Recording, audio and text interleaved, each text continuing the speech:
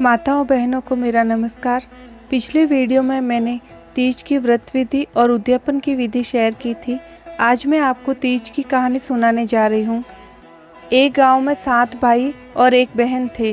भादवे की तीज आई तो सातों भाभीियों ने तीज का व्रत किया। तो बहन बोली, मैं भी तीज का व्रत रखूंगी।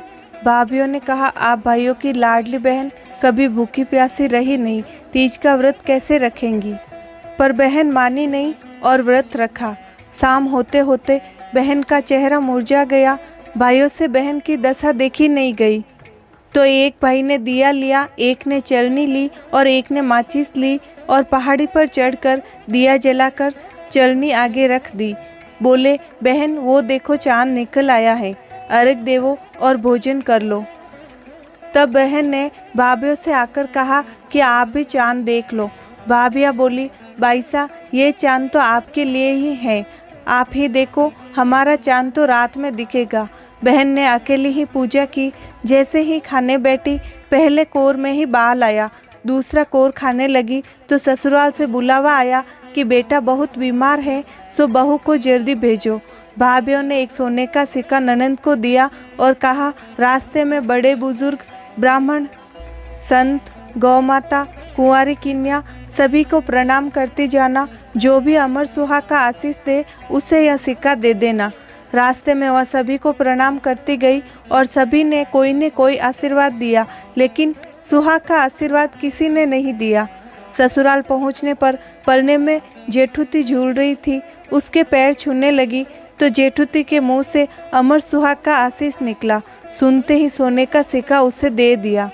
कमरे में जाकर देखा तो उसका पति अचेत अवस्था में था। ससुराल वाले बोले, तुम ही इसकी सेवा चाकरी करो। वह दिन रात ईश्वर से अपने पति के लिए प्रार्थना करती रही और तीज माता को याद करती रही, पूजा पाठ करती। थोड़े दिन बाद श्रावण की तीज आई तो श्रावणी तीज को बोली, माता मेरे पति को स्वस्थ कर दो, मुझे मेरी भूल का पश्चाताप है। तो श्रावणी तीज बोली, बेटी तू मेरी बड़ी बहन भादवी तीज के पैर पकड़ना, वो तुझ पर नाराज है। अगले महीने घुरती घासती काली अंधेरी रात में तीज माता आई तो वह तीज माता से बोली, हे माता, मैंने तो श्रद्धा और भक्ति से सच्चे मन से आपकी पूजा और व्रत किया है, मेरे पति को स्वस्थ करो। आप जग की माता, सभी मनोकामना पूर्ण करने वाली हैं। तीज माता उसकी श्रद्धा भक्ति देखकर प्रसन्न हुई और उसके पति पर अमृत का छींटा दिया और अमर सुहाग, अमर पीहरवास का आशीर्वाद दिया।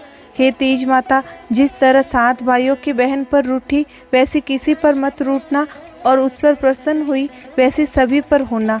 कहानी कहने, सुनने, हुकारा भरने वालों सभी पर अपनी कृपा दृष्टि बनाए रखना। तीज माता की यह कहानी आपको अच्छी लगी हो तो वीडियो को लाइक करें और अपने फ्रेंड्स को शेयर कीजिए। जय माता दी। यदि आप तीज का व्रत करते हैं तो मुझे कमेंट में जय माता दी लिखकर ज़रूर बताइएगा।